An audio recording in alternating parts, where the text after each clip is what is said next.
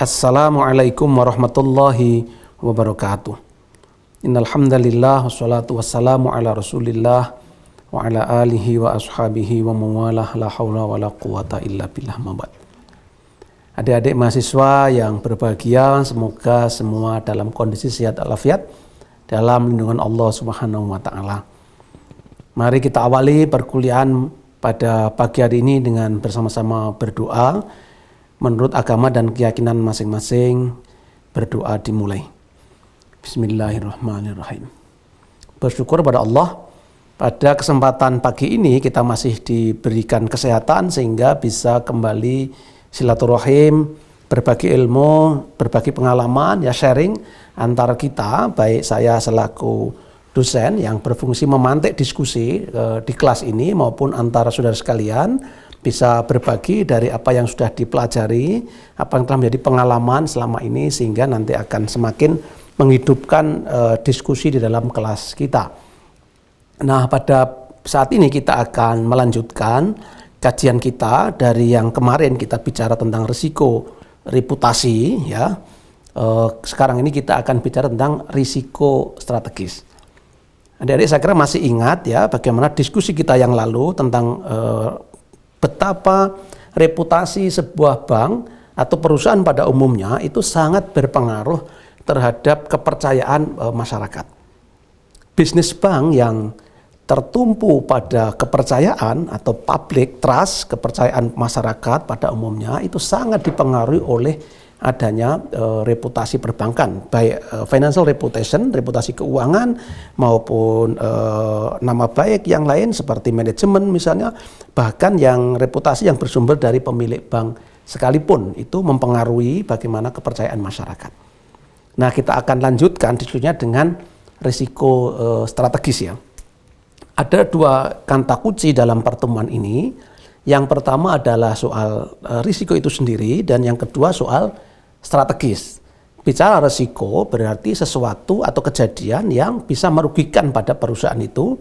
Spesifik pada bank syariah berarti kerugian yang bisa terjadi pada bank syariah.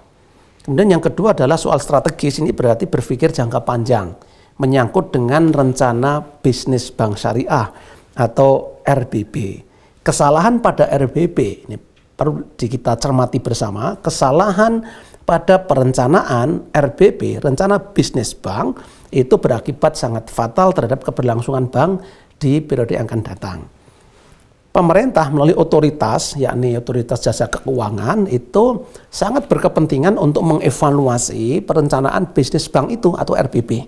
Sebelum dilaksanakan pada tahun yang akan datang, di fase-fase akhir tahun sebelumnya, biasanya periode Oktober-November itu, semua bank termasuk bank syariah sudah harus mengirimkan rencana bisnis itu kepada OJK untuk dievaluasi.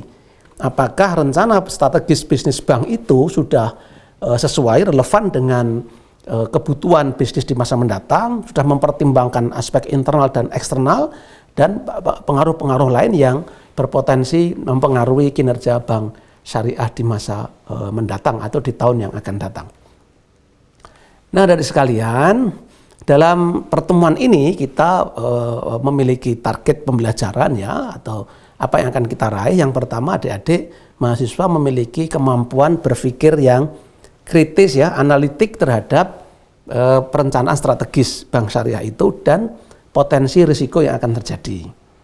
Nah, misalnya kita membaca visi misi ya, misalnya visi yang terbaru dari Bank Syariah Indonesia, merger dari 3 bank ya, dari BNI Syariah, kemudian BRI Syariah, dan terakhir Bank Syariah Mandiri menjadi Bank Syariah Indonesia, membangun visinya menjadi 10 bank terbaik secara global.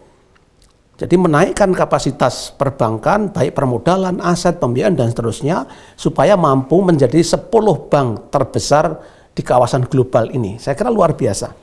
Nah, tentu perencanaan itu dari visinya kita sudah bisa membaca kemana arahnya Bank Syariah Indonesia. Nah, keinginan yang berkiprah di kancah global itu tentu juga mengandung risiko yang semakin tinggi karena kompetisinya sudah di tingkat internasional. Nah, adik-adik kita ajak nanti untuk berdiskusi apakah visi yang dicanangkan oleh Bank Syariah Indonesia menjadi 10 bank terbesar di dunia itu betul-betul sudah strategis dan gimana hubungannya dengan kemungkinan risiko yang akan terjadi.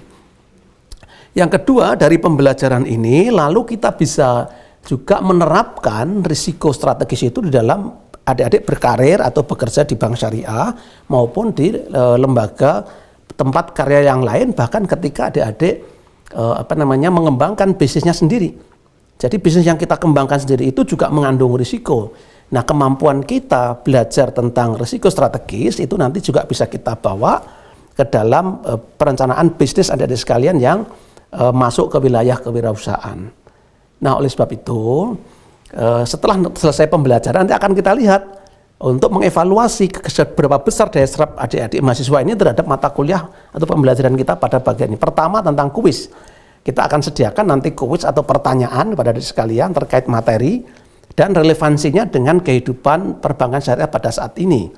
Yang kedua, adik-adik juga akan kita lihat siapa yang aktif bertanya dan saling menjawab di antara interaksi antar mahasiswa. Nah, itu menjadi salah satu penanda penting bahwa materi yang kita sampaikan berarti mengena atau bisa diterima, dicerna oleh mahasiswa.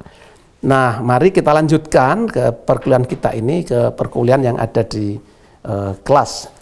Terima kasih dan semoga ada manfaatnya. Assalamualaikum warahmatullahi wabarakatuh. Dalam implementasi planning itu, implementasi strategi.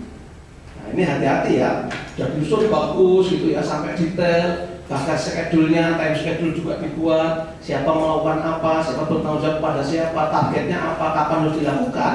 Itu kalau tidak tepat dalam mengimplementasi ya bisa saja terjadi kegagalan dalam bisnis banknya. Lalu SIM kurang memadai. Apa SIM? Bahkan katanya sekarang sudah berubah ke 5.0, 5.0.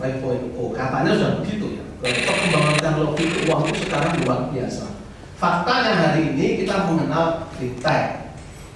Apa? Fintech? Financial technology atau teknologi keuangan. Juga ada P2P lending. Apa itu? Maka akan menimbulkan apa yang disebut dengan risiko strategis karena dimulai dari kesalahan dalam perencanaan. Nah, sehingga penting sekali keterlibatan semua stakeholder dalam perumusan rencana bisnis bank itu atau perencanaan strategisnya. Harus turun tangan menerapkan ini karena teknologi pinjol itu luar biasa dan tidak berizin. Nah, kalau nggak hati-hati masyarakat banyak yang terjebak di situ, maunya mendapatkan modal yang cepat, tetapi justru karena pragmatisme itu membuat dia terjebak pada jurang kehancuran karena fintech yang ilegal itu bunganya sangat besar dan dendanya juga sangat besar. Kemudian kita mengenal juga e-wallet atau dompet digital ya. Dalam genggaman handphone Anda sudah bisa melakukan semua transaksi.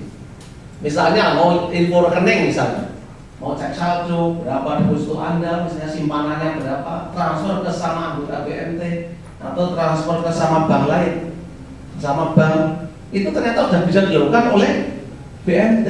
Maaf, sekelas BMT ya, ternyata sudah bisa teknologi.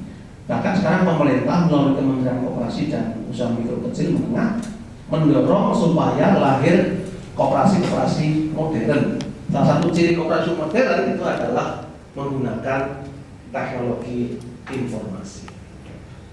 Jika tidak berat untuk melakukan layanan dengan bersaing dengan mereka yang minim kayak gitu, itu bakal lebih susah untuk menjangkau